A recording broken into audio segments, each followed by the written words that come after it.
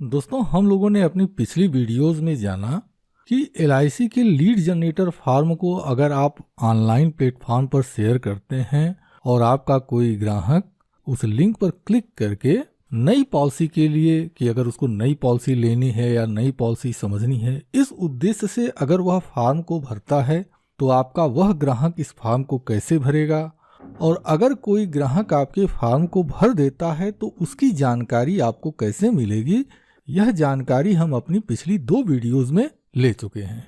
दोस्तों, आज की इस वीडियो में हम जानेंगे कि अगर आप इस फॉर्म को सोशल मीडिया पर शेयर करते हैं और आपके सोशल मीडिया पर उपस्थित जो लोग हैं उनमें से किसी को उनकी एलआईसी की पॉलिसी में अगर कोई प्रॉब्लम है तो उसका समाधान पाने के लिए वह इस फॉर्म को कैसे भरेंगे।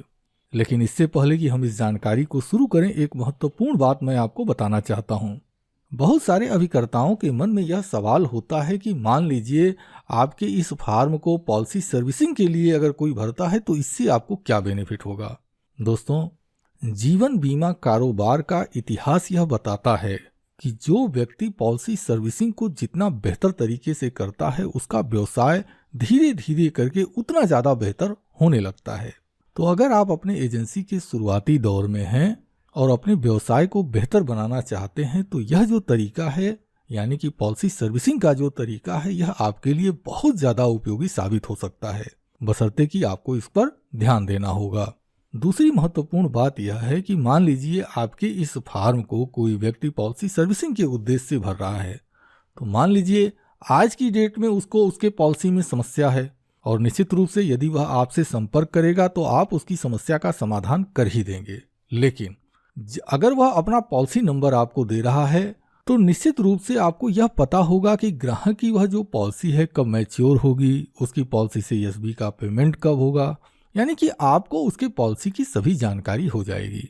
ऐसी कंडीशन में यदि आप सही तरीके से कार्य करते हैं तो जब ग्राहक को इस तरह का भुगतान मिलने वाला होता है तो यह आपके सामने बहुत बड़ी अपॉर्चुनिटी होती है कि आप क्लाइंट से सही तरीके से डिस्कस करें।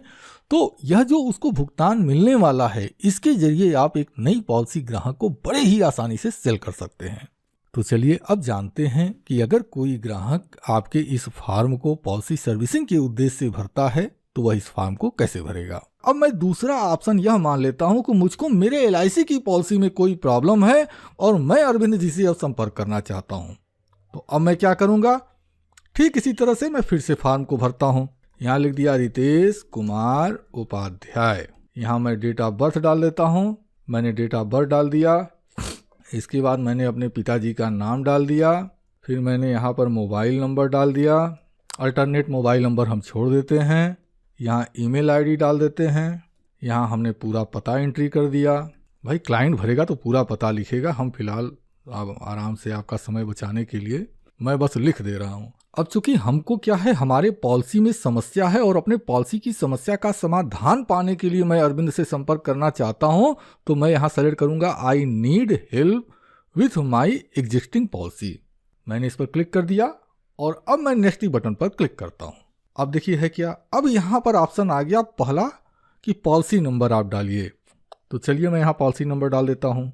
मान लीजिए हमारी एक से अधिक पॉलिसी है तो मैं क्या करूँगा, यहाँ कामा डाल दूंगा और यहाँ मैं दूसरी पॉलिसी डाल देता हूँ। इसके बाद राइट योर प्रॉब्लम, तो हमारी जो भी प्रॉब्लम एज ए कस्टमर हमको इस पॉलिसी में जो प्रॉब्लम होगी मैं यहाँ पर नोट कर दूंगा। जैसे मान लीजिए मुझको मेरे पॉलिसी में मेरा एड्रेस चेंज करना है तो मैंने ऐसे नोट कर दिया। अब इसके बाद जैसे पिछले हिस्से में हमने सेलेक्ट किया था, अगर मोबाइल से कनेक्ट करना चाहते होंगे तो हम मोबाइल पर सेलेक्ट कर लेंगे। इसके बाद मैं दिन सेलेक्ट कर लूँगा किस दिन क्लाइंट संपर्क करना चाहता है, और जो क्लाइंट के लिए सूटेबल टाइम होगा क्लाइंट वह समय सेलेक्ट करेगा और सबमिट की बटन पर क्लिक कर देगा। तो दोस्तों, मुझे उम्मीद है कि इस वीडियो को देखने के बाद आपके मन में जो सवाल होंगे उनका समाधान आपको मिल गया होगा। अब दोस्तों, हम अपनी अगली वीडियो में जानेंगे कि अगर कोई क्लाइंट जिसको कि देखिए होता क्या है कि फील्ड में आप जाते हैं तो बहुत सारे लोग आपको ऐसे मिलते हैं जिनको एलआईसी से कोई समस्या होती है। वह समस्या जायज़ भी हो सकती है और निराधार भी हो सकती है, लेकिन फिर भी कुछ लोगों को एलआईसी से समस्या है, कुछ लोगों को अपने एजेंट से समस्या है। अगर आप सोशल मीडिया पर काम कर रहे हैं, मतलब डिजिटल माध्यमों से अगर आप ग्राहक कलेक्ट कर रहे हैं, तो आपके सामने एक खुला मार्केट पड़ा हुआ है, एक खुला बाजार है। तो बहुत सारे ऐसे लोग होंगे जिनको कि उनके पॉलिसी में समस्या हो, जिनको कि LIC से किसी तरह की कोई समस्या हो, या उनको उनके एजेंट से कोई समस्या है। तो ऐसी कंडीशन में यह जो फार्म का यह जो ऑप्शन दिया गया है, यह बहुत ज़्यादा उपयोगी साबित होता है। और अगर आप सही तरीके से कार्य करते हैं तो जो ग्राहक है, जो शिकायत करने वाला ग्राहक है, वह ग्राहक न केवल आपका ग्राहक हो सकता है, बल्कि अपने सिवा वह दूसरे लोगों को भी आपका ग्राहक बना सकता है। तो हम अपनी अगली वीडियो में जानेंगे कि अगर आप इस फॉर्म को शेयर करते हैं और किसी ग्राहक को शिकायत है तो वह इस फॉर्म को कैसे भरेगा। तो इसके लिए तो ज़रूरी यह है कि आप हमारे चैनल को अब सब्सक्राइब कर ही लें, क्योंकि अगर आप हमारे चैनल को सब्सक्राइब करते हैं तो इसका बेनिफिट आपको यह होता है कि जैसे ही हमारे इस चैनल पर कोई नई वीडियो पोस्ट होती है तो आपको उसका नोटिफिकेशन मिल जाता है और आप वीडियो को मिस नहीं करते हैं।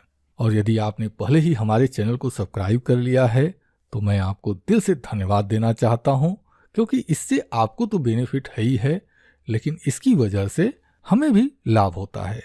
तो चलिए अब मैं अपनी इस वीडियो को यहीं समाप्त करता हूं और वादा करता हूं कि बहुत जल्द हम अपनी अगली वीडियो में फिर से मुलाकात करते हैं। तब तक के लिए आपको दिल से बहुत बहुत धन्यवाद।